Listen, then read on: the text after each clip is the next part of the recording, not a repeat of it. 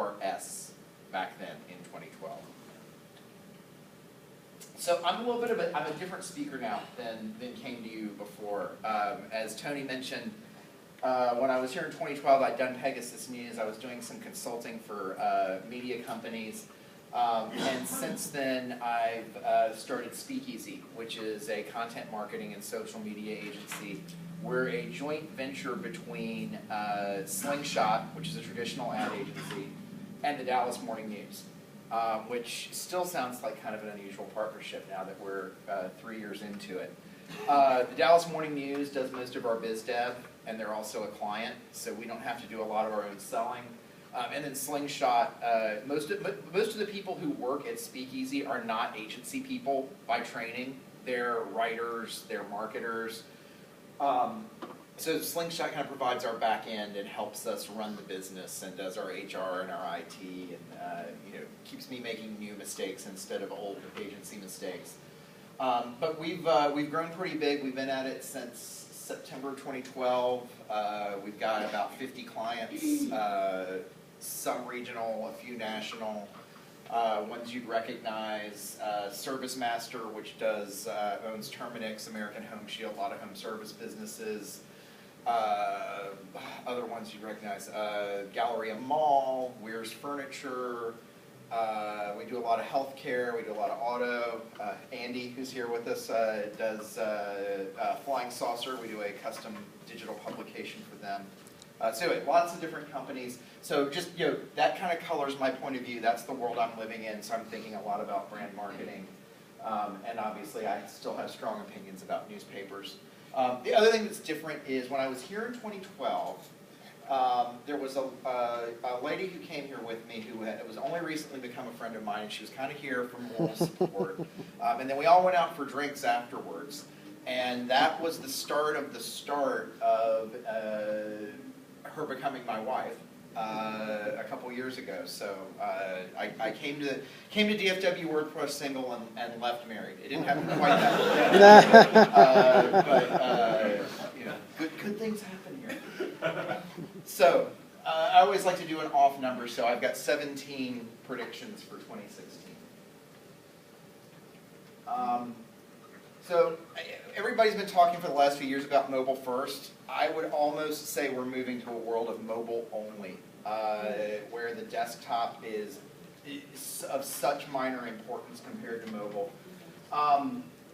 Look at the numbers to look at here, and by the way, just a warranty, there's very little of like eye chart stuff here. Most of it's fun graphics, but this one kind of blew me away. So you see that on mobile, where the time is the only place on digital where time is growing. We've gone from, in 2012 when we did this, we were spending about a minute and a half a day on average.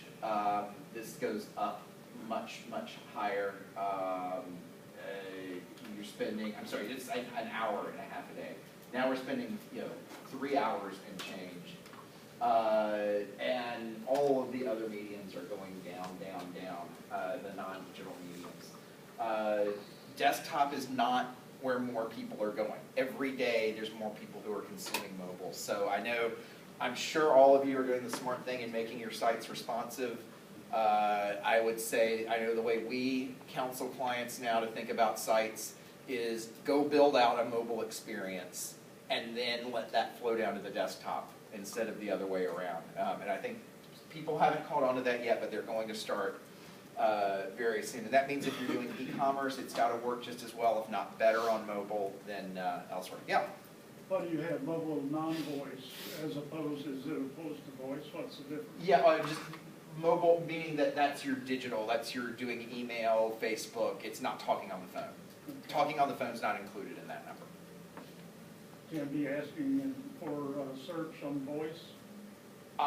That would be included in that number.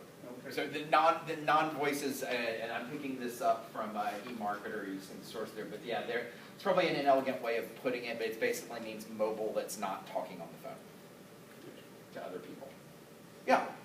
On the other one, when you had the mobile first, yeah. Among developers, that's sort of like the mobile first is sort of like a band-aid solution. Now it's becoming API first.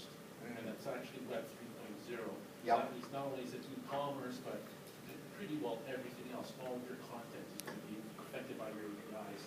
So that means instead of, you'll just have this device, and your website will now have to act like an application. Yeah, absolutely. I agree with that. And you know, it's funny, we have, you know, even though we have some big clients that are like, you know, Fortune 1000 companies, you'd be surprised how many of them aren't to that point of where an API is even a discussion yet. I agree with you. That's where we should be starting, especially if there's any kind of commerce going on.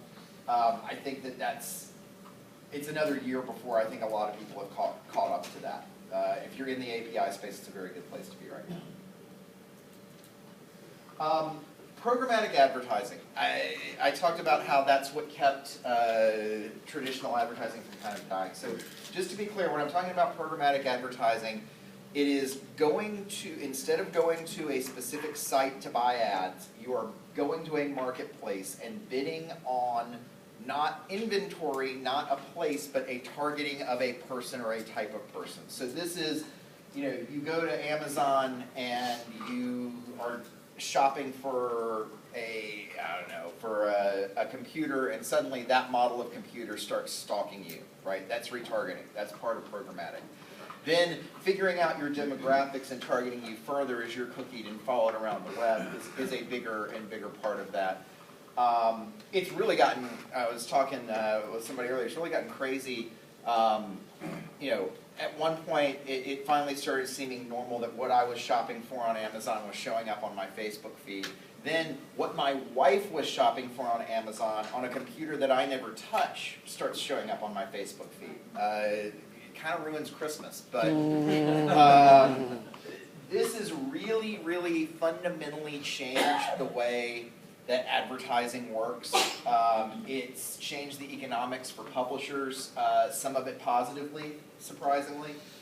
You know, I'll tell you, our partners over at the Dallas Morning News do far more revenue selling programmatic, and they've built their own platform for it, than they do digitally on their own site.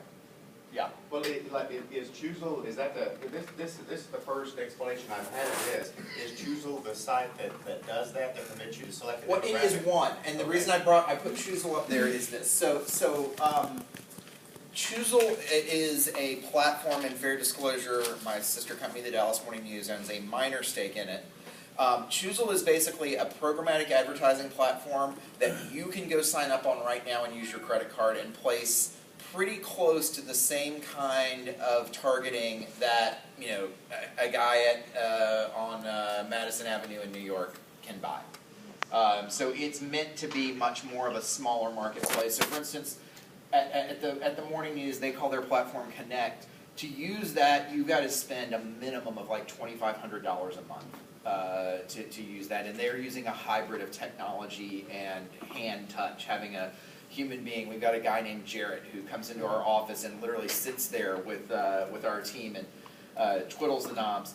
$2,500 minimum. For Chisel, it's like, I want to say it's like a $50 minimum, right? So this is much more accessible. I would really encourage you, just if whether it's for your business or if you've got clients, go in and just play with it and see what kind of targeting there is.